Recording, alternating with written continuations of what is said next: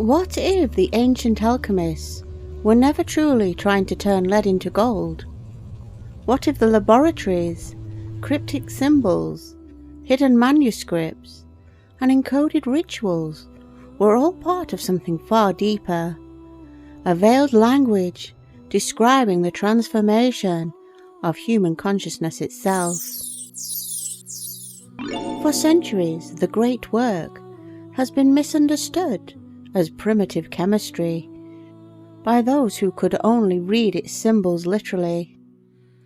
But the initiates of old knew something modern civilization has almost entirely forgotten. The true alchemical vessel was never the metal crucible. It was the human being. More specifically, the body, the mind, the blood, and the hidden memory carried within the cellular structure itself. The old adepts understood that humanity exists in a fractured state. Ancient Gnostic teachings describe this fragmentation as a condition of spiritual amnesia, a severance from the divine source. The soul entered the material world and became trapped beneath layers of illusion, conditioning, trauma, fear, social identity, and false perception. The alchemical journey was therefore not about creating gold externally. It was about recovering the lost divine pattern hidden within. The restoration of the inner light, the awakening of Sophia, and perhaps no figure embodies this forgotten mystery more profoundly than Mary Magdalene. For centuries, she was reduced by patriarchal institutions into a distorted caricature, misrepresented as a prostitute, a fallen woman, or merely a secondary companion orbiting male divinity. Yet when one strips away centuries of political theology and institutional rewriting, a very different image begins to emerge from the shadows. In many esoteric and Gnostic traditions, Mary Magdalene was not peripheral at all. She was central, not a follower, but an initiate, a keeper of hidden wisdom, an embodiment of Sophia herself, the divine feminine principle of wisdom, intuition, gnosis, and spiritual remembrance. Sophia, in Gnostic cosmology, is the fractured aspect of divine consciousness that descended into matter. She is the spark trapped within creation itself, seeking reunification with the source. The myth is symbolic, but deeply psychological. Sophia represents the forgotten aspects of humanity, buried beneath centuries of domination, hierarchy, materialism, and spiritual suppression. And this is where Mary Magdalene becomes more than a historical figure. She becomes an archetypal frequency, a living symbol of remembrance. She isn't worshipped as a goddess in the simplistic sense, but understood as an energetic principle, capable of awakening dormant aspects of consciousness within the individual.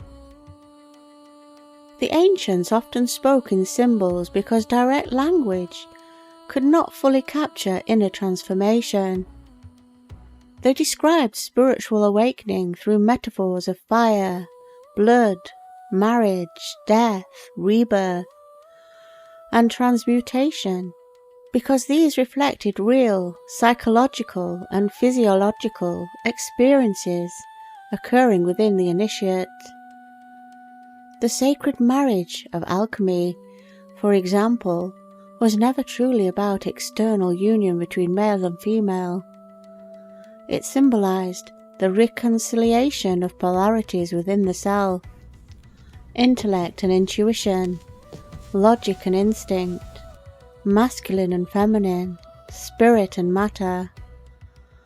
Only when these fractured aspects were reintegrated could the philosopher's stone emerge, not as a literal object, but as a state of awakened consciousness.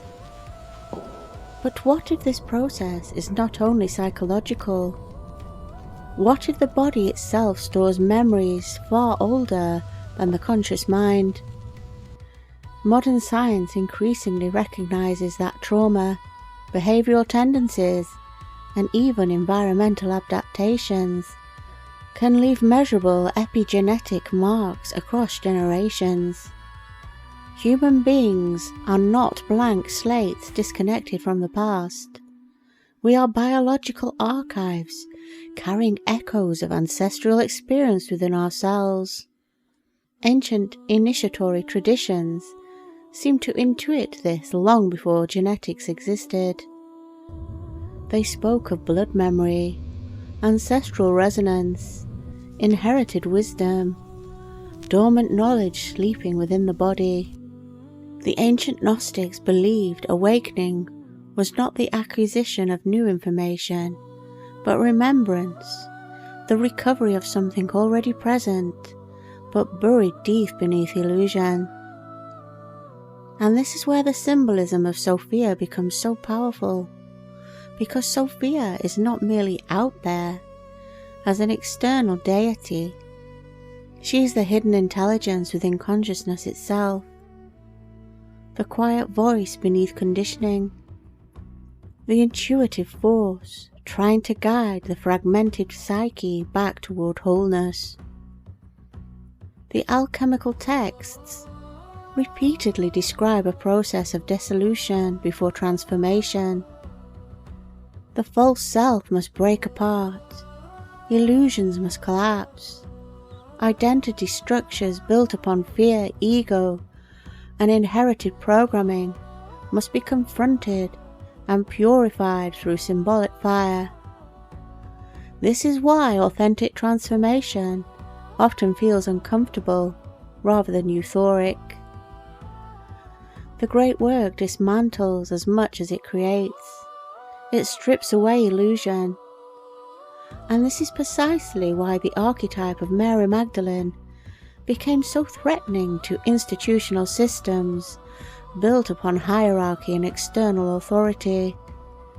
A spiritually awakened individual, one capable of direct inner knowing, becomes far more difficult to control than someone dependent solely upon external intermediaries.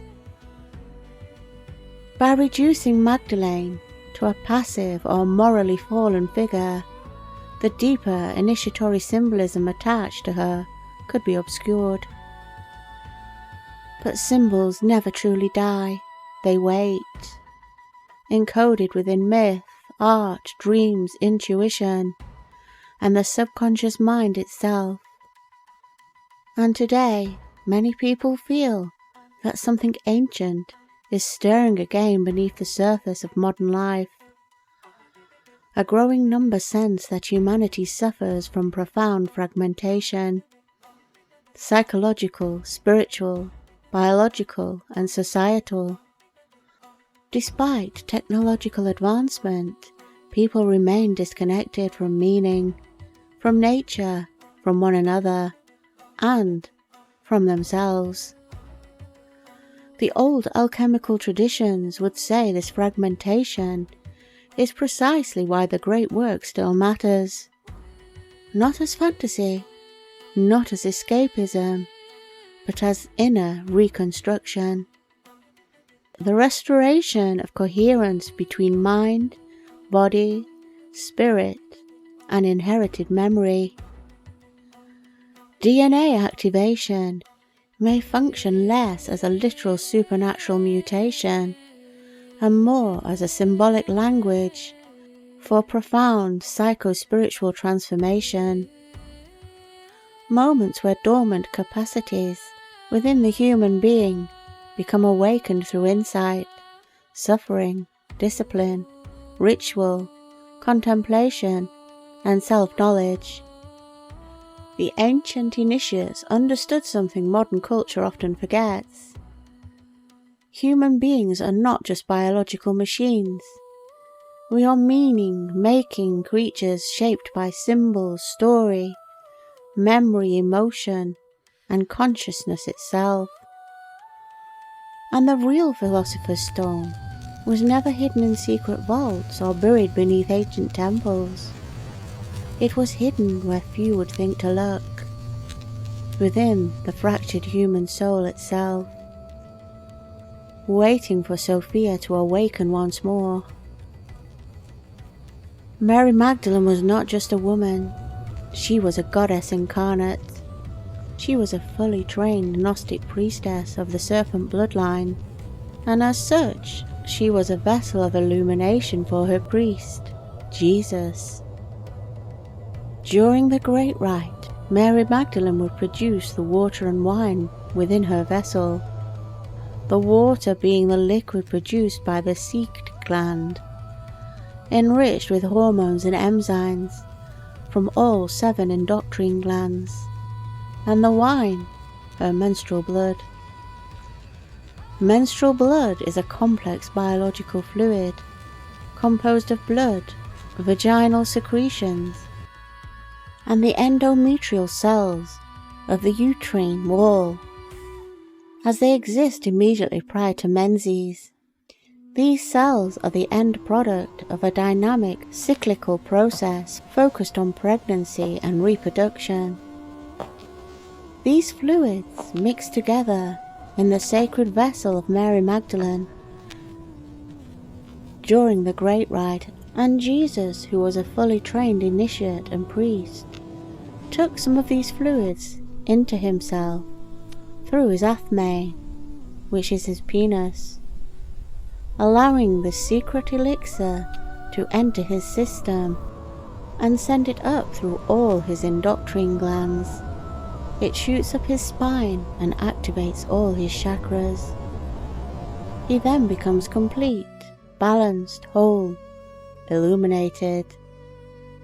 This sacred marriage is the reason why it was Mary Magdalene, or any priestess after her, are indeed the true teachers and source of enlightenment, the very ones who will lead all to liberation. And that fact alone makes them most dangerous in a system that wants to keep you trapped, oppressed, and controlled.